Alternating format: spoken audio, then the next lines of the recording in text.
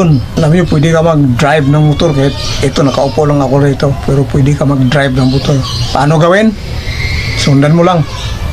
Una, meron kang sound effect ng motorcycle, no? Kasi yun, sa AI walang sound yun. So meron ka dapat, pumili ka rito sound effect ng big bike. Then isave mo siya. Meron kang dapat na internal recorder. Ito yun, internal recorder. Pagkatapos yan, punta ka sa Gemini AI. Dapat meron ka na ng Gemini AI, tapos maglagay ka ng prompt. Mamili ka ng pinakamagaling mong photo. Yun ang i-upload mo sa Gemini AI para gawa niya ng image na sumakay ka ng isang motorsiklo. Pagkatapos yan, pumunta ka sa Meta AI naman, mga kababayan, para pagalawin yung na-save na image doon sa Gemini. Ma-animate, magkaroon ng animation. So ito yun siya, oh.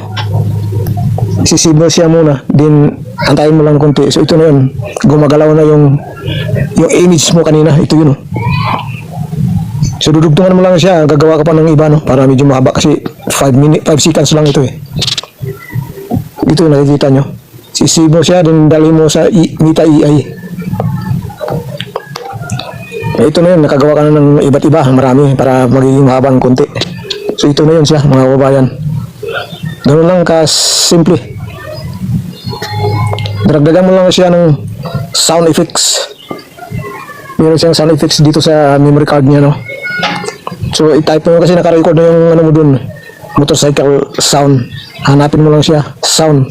Kasi maraming audio dyan, eh, may music dyan, eh.